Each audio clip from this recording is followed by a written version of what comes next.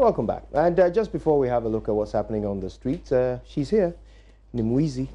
Good morning, Kojo. Hi, how are you doing? I'm doing really good. How are you? Excellent, not bad at all. Now, the next thing I'm about to say sounded very odd when I said it in my head, but I promise I mean it for good.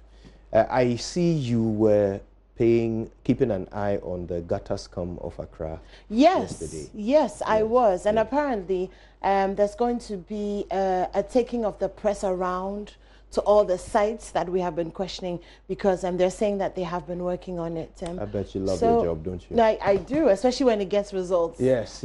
Well, gutter stories, rather you than me. But I'm so glad that we're keeping an eye on it, because at least it's getting done, right? Yes. All right, so let's have a quick look at the streets, and it's looking rather calm. That is Ring Road. Where did Ridge come from? But Ring Road does lead to Ridge if you are trying to get there. So yeah, it's quite calm, very quiet this time of the morning.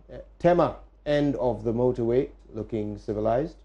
And of course, if you're coming from any of the towns outside Accra and you need to use the stretch, then it's a good time to get through it now. So yeah, all right, we'll see you in Accra very soon.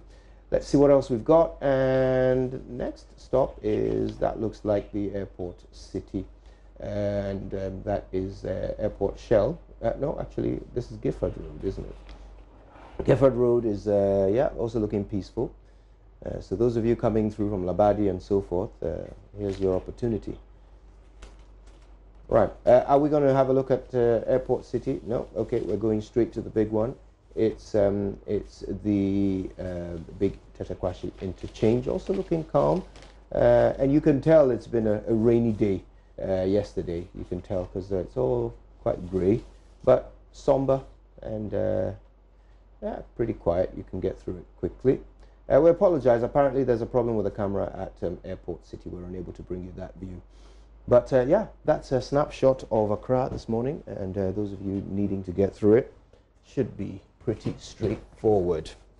Right then, so we've got the papers, and I have the Daily Dispatch, the Ghanaian Times, the ABC News, and the Daily Statesman. Okay. Well, I have the Daily Guide, the Daily Graphic, the Custodian, and the Business Finder. Okay, all right, a good haul there. Right, so do you want to start? Sure. Okay, we'll start with the Daily Guide this morning. First Lady opens new kids unit at Kolebu. I was killed over snails, Esiakwa teacher's dying words. And that story is really tragic. We've been following it. Pass Wasi to shame free SHS opposers. That's according to Akufo-Addo, as opposed to passing Wasi so that you have a better chance at a better future. CBG opens 2 branches in Kumasi, and impounded rosewood released. That's on the front page of the Daily Guide. I'm moving to the Daily Graphic now. Threat of terrorism. Security agencies meet churches. Chief Imam urges Muslims to report strange elements. And was it yesterday, Kojo, that your story aired? Yes, indeed, about what we did at the Accra Mall. Yes. And already it's kicking up such a fuss. We'll talk about that a bit later. Okay, yeah. Okay. Mrs. Akufo-Addo hands over the PICU to Kolebu. It was built by the Rebecca Foundation. Smuggling of petroleum products reduces, vibrant tour key to Ghana Beyond Aid agenda. That's according to Isaac Osei. Pay more attention to mental health care. Dr. Akwesi Osei has been speaking, and some sports on the back page of the Daily Graphic. The Custodian is reporting leakage of Office of the Special Prosecutor cases. Board chair blames moles and staff demand a probe. Krachura exalts Nana over OT region. Afarijan stops fault-finding election observers. And then we'll address your concerns, Papa, to Ghanaian businesses in the UK. And Papa is Ghana's High Commissioner to UK. That's Papa Owusu Ankuma. Yes. In the Business Finder, Bank's capital hits 9 billion Ghana cedis at the end of February 2019.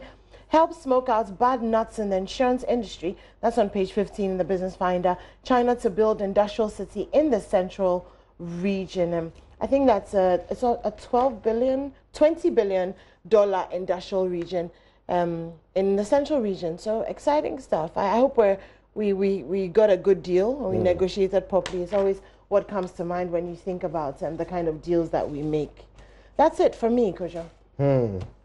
All right, I have the Daily Dispatch and Deputy Minister exposed, it says on the front page.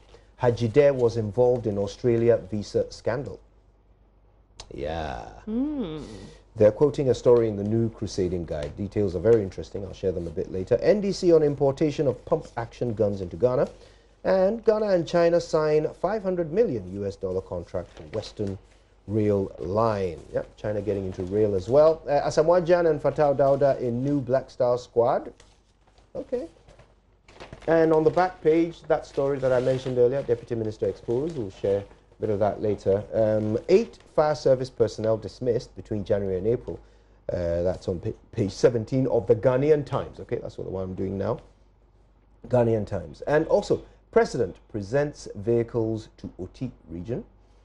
NIA staff arrested for night registration. And NLA, NABCO, trained 36 personnel to assemble solar-powered e-kiosk. This is an NLA initiative.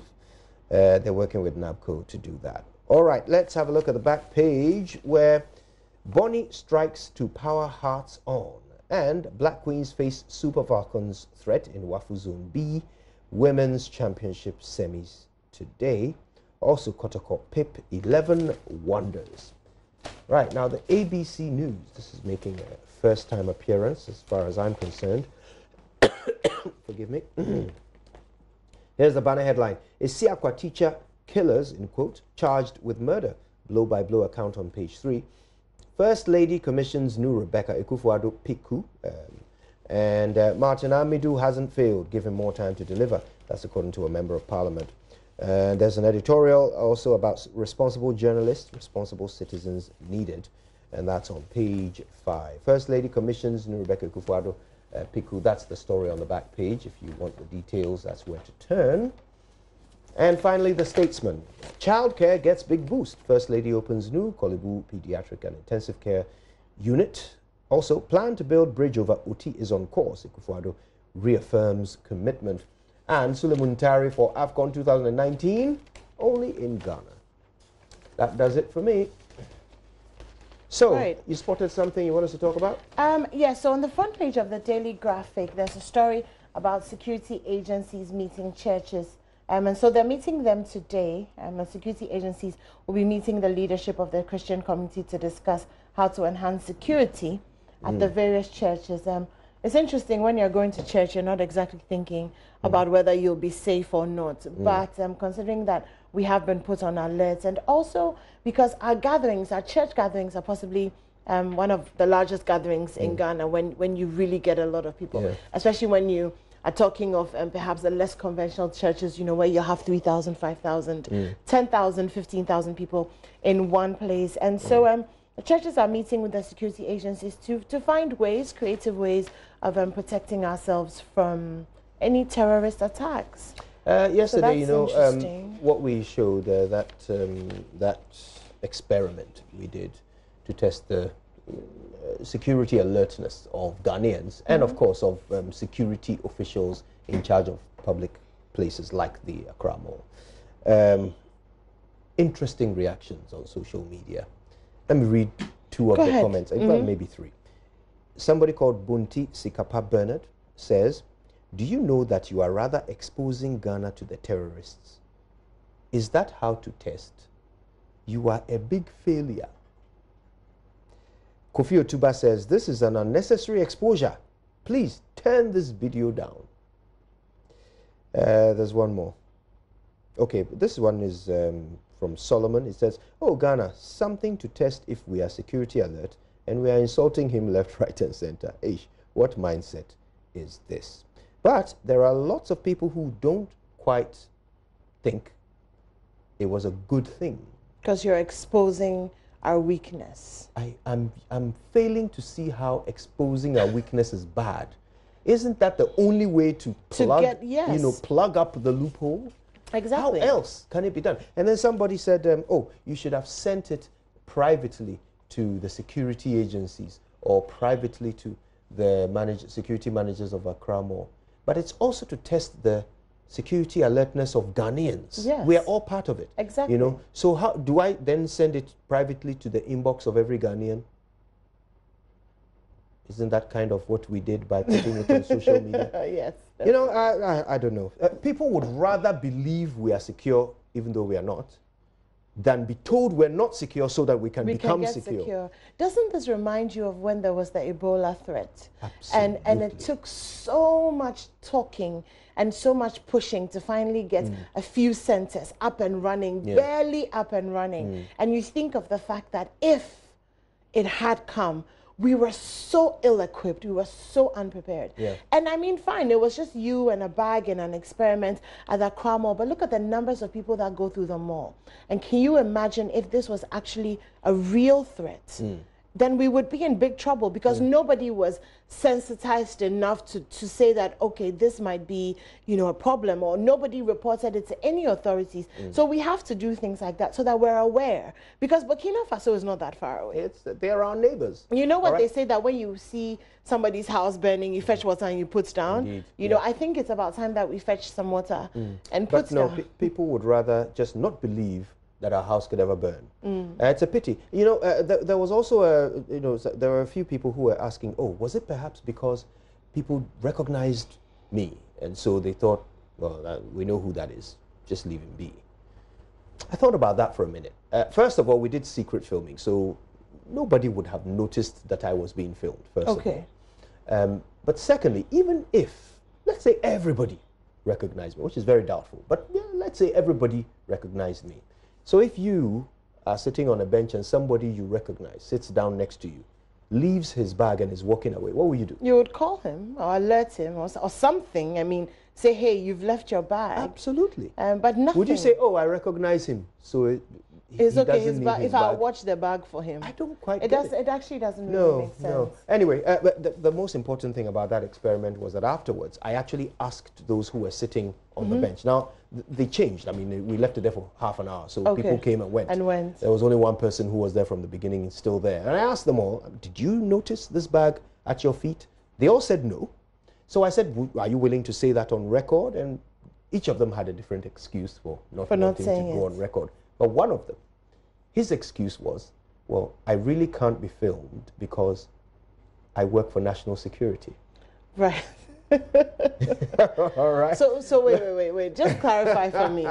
He can't be filmed because he works for national security and failed to notice that a bag had been left on a bench. That's right. Or underneath a bench. That's right. Wow. And these are lapses that people don't want to be exposed because they think that is rather, the exposure is rather what puts them in danger. Not the fact that we are exposed or that we are, we are not secure. That doesn't put us in danger. No. It's rather the fact that you're telling people that we're exposed and not secure. And besides, I mean, I'm not trying to be sensational or anything, but I'm sure that before some of these attacks are carried out, some of these assimilations are done anyway to test and see. So we're not really doing anything out of the ordinary. And it'd be nice if we just focus on the fact that we need to be more sensitive to I think maybe people think terrorists live in a cave and, they just they live among us a little bit and come amongst humans, like some aliens from another planet, and then they basically go to the place where they think they can get away with and then just randomly, based on JoyNews reports. They pick the place that is, least protected, and then they go and bomb it. Terrorists are human beings. They live amongst us. They come and they do their recce, their homework. They walk around, and they will pick a place that they believe they can get away with it. So we just have to make sure that all of our places of gathering are safe. And how can we do that if nobody points out, our loopholes? Yes, indeed. Okay. Do you have a story for me? I think I am interested in this one. It's in the Daily Dispatch, but they are quoting a report that was on the front page of the New Crusading Guide. Right. Okay. All right. So it says, and I'm just going to go straight to the New Crusading Guide part because they reproduced the entire story. It says, Deputy Information Minister Pius Hajide was allegedly aware of Ghana's bloated list months before the infamous deportation of some 60 Ghanaians at the 21st Commonwealth Games Gold Coast 2018. An exhibit of a report presented by the subcommittee of the Ghana Olympic Committee suggests, so the bloated list was made up of names of fake beach volleyball players and officials, 5 of whom were eventually deported for trying to enter Australia by false pretenses. It also included 2 names of the sons of the first vice president of the GOC, Paul Acho, a brother of the GOC deputy treasurer, Theophilus Edzi, among others. Lots of brothers. It was a family affair. There, yeah. Yes. Marked Exhibit 5 in the committee's report, the third vice president of the GOC sought to question the inclusion, of certain names on the list as far back as January 2018, 2 clear months before the scandal broke in Australia.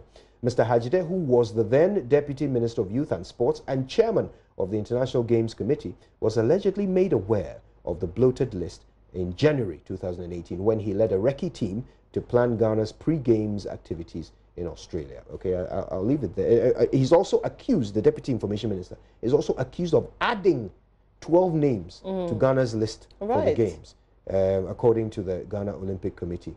And this is all gleaned from minutes from the GOC Emergency Committee meeting on the 23rd of April last year, 2018. So this was before the NPP Congress, where the president announced that Pius Hajide was cleared of any wrongdoing. Apparently, the minutes of this meeting, 23rd April 2018, obviously predate that clearing. So did the president know about this? Did anybody inform the president that actually they have exhibits that indicate that Mr. Hajide was aware? Knew about it. You know, and this is all on the premise that this is true. Okay, we are simply discussing a story in the New Crusading Guide, so we have to premise it on on that. Yeah. Outside of the facts and the details of this case, though, Kojo, I mean, people adding names to lists so that they can get visas and travel outside of the country. It's not really a new thing, though. Yes, but the technical name for it is visa fraud. Yes, if you are assisting somebody to get a visa under false pretenses. Yes, it's fraud. So you are right, it happens all the time. And you know what, if we're to be pedantic and analyze how... Word of the day, brought to you by Kojo Yankson, pedantic. I was waiting for it, you know. I've been listening to you the whole time, just waiting for the word to drop. So today's word is pedantic. I walked into it. Thank you, you did. Thank you, Kojo, for that one. God forgive you. All right, so you know, if you want to nitpick... Be pedantic. If you want to nitpick, then actually almost every visa application in some way or the other might include some element of fraud, if we're to be honest. Because very often we would say, this man is my uncle, here's his bank statement, when he's not actually your uncle. Or you would run your bank account with money that's not yours. That's not your, you know, so people do all kinds of things. Well, because, I mean, a lot of these embassies and high commissions, they make it difficult for us to get visas. It still doesn't change the fact that if you tell a lie to get a visa, you've committed visa fraud. Of course. Okay, so, I mean, this, for me, the thing that amazes me is this fact that, in essence, there is evidence that Mr. Hajide was aware of this. Evidence that, of course, he has to be given the opportunity to refute. Of course. You know, so I'm hoping that those processes will go ahead. But the question you have to ask is, did that all happen before the president came to clear after the president, him, or you know, or after? And you know, it's one interesting detail about the clearing of Mr. Hajide was done by the CID. Okay. Now, I asked a question about this when Madam Tiwa had that press conference where she said, we know where the girls are. Okay. I asked about this case. I asked her whether, since they cleared Mr. Hajide, whether they have actually found those who did it. Because if you say he didn't do it, then who did it? Yes. And she said, well, they were not asked to find who did it. Right. They were simply asked to find out whether Mr. Hajide did it or not. Right. So the CID launched an investigation to find out whether one individual was the culprit in a crime or not. And once they determined that that one individual was not the culprit, their interest in solving the crime ended. Wow. That's the CID for you. Yes. Amazing. Yes. So anyway. I'm still astounded by... Perhaps if they had gone ahead and done some work to find out who was... Yes, then you could actually end the story, you know, people are... And perhaps it would be some counter-information to what the New Crusading Guide is now I mean, clearly they just were not looking for that, which is very disturbing. No, they were not interested in who actually committed the crime. They were just interested in whether Mr. Hajide was guilty. Or not. That's how we're using law enforcement now. Indeed, to determine whether people are guilty or not, and when they're not, we close the case. Anyway, let us remain hopeful, nonetheless. Oh yes. No pun intended. I mean, please, I don't want to misunderstand you. Please don't. Do we have time for this, my early marriage story? Let's do it. I promise to do it really quickly. So the minister has been telling traditional authorities and parents not to push their children into early marriages. I don't know if you remember, a few months ago, we did a story on these young girls who were coming from other parts of the country into Accra to work as kaya to get enough money to pay their dowries. And we're talking about pretty young kids, so 13, 14, 12, coming to work just to gather money so that they can go and pay to be married. To go and pay somebody to come and marry them. Defile them because they're under 16, right? Yes. And so there's a lot of stuff like that going on. Sometimes we don't talk about it enough. But the minister has been speaking, asking traditional authorities and parents, because it really does start at that level. You need your parents to not say, you need to get married. But then again, they also kind of want the dowry. They want the responsibility of looking after you taken away. So it's kind of a cycle. I'm not too sure how we're going to break it. But the minister is hoping that somehow it will end. It's one of those things that when you go into those communities, it's just such a part of the fabric of their tradition that it doesn't even occur to some of them that this is wrong. They don't even see. No, because the mothers, the parent who's doing it did it, their grandmother did it, their great-grandmother did it, and so they've been socialized to believe that that's how it should be. Look, I know that sometimes I'm surprised by things that people have come to see as normal, but I think that's the point. We should not ever, at any point, come to see such things as normal. Yeah. That families would put their children, send their child to another city to go and work. First of all, this is a 13-year-old, 12-year-old, right? To go alone into a strange city, subject yourselves to whatever dangers there are there, to work, slave away, to make money, to come back and pay someone to defile you. Yeah, when you put it like that. But that is exactly it. That's exactly how it is. That's exactly what it is. You come to pay a defilement fee. We can't accept this as normal. We can't. We can't start at any point relax and say, oh, etesi, so we're okay with it. We can't. Not a civilized society. And this girl told her story of how she sleeps out in the streets because she really doesn't have any relatives in Accra. So she's sleeping on the street, she's sleeping in the markets. And you know what they do is that these young girls, when they get to the markets and stuff, they get to know each other. So they sleep in bundles of maybe 6 or 7, just really close together, so that people are not attracted or people don't think of coming to rape them. Because that's another issue that they have to fight with. If you're sleeping alone somewhere by yourself, then obviously you're more exposed. So they're sleeping in bundles. It's harrowing and it's really sad. And I can't believe that we accept it in some parts of our country. Yes. I cannot believe it. There's so much sensitization is needed, so much education. But at a point, we have to say, we've educated you enough. You need to start making the right decisions, And if you don't, there are consequences. Yes. Because these are crimes, by the way. Okay, when you neglect your child, it's a crime. When you defile a child, it's a crime. It's a crime, When you aid and abet the defilement of a child, it's a crime. So in fact, there is enough here to jail anybody who engages in this. So at some point, we have to say, you know what? We've educated you enough. There's a part of the Christian doctrine, the dogma, that Jesus will return on the day that every human has been told of the gospel. Okay, so basically that's what's delaying the return of Jesus. Not every human has heard. Been ministered Apparently, to. more people know about Coca-Cola than about Jesus. Yes. So Coca-Cola has gone to the ends of the earth. Indeed. Yes, indeed. Yeah. Interesting. That's a thought. But you see, I think we have to adopt something similar. That once we have made sure that every single person in these communities has had the opportunity benefiting from the education, then we start implementing. Because this can't go on. This can't go on. It can't go on. 13-year-old. 13-year-old. It's very sad. All right, well, I think we can have a quick look at myjoyonline.com. Okay. And hope for less harrowing stories. Oh, I may have spoken too soon. Terror threat. Security agencies meet churches. Well, that's actually good news. On Thursday, that's today, leadership of the Christian Council will be meeting with security agencies. EIU predicts 2020 victory for Akufo-Addo, and they tend to call it correctly often. I wonder if they've got it right again.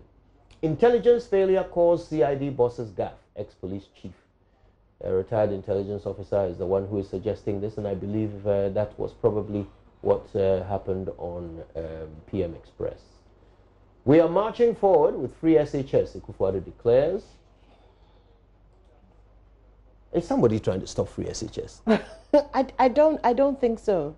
I don't think so. Okay, well, thanks for the announcement, Mr. President. NLA trains NABCO recruits on e-kiosk assembling technology.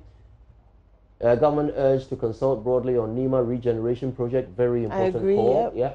Importation of guns increases tension unduly. NDC calls for temporary ban.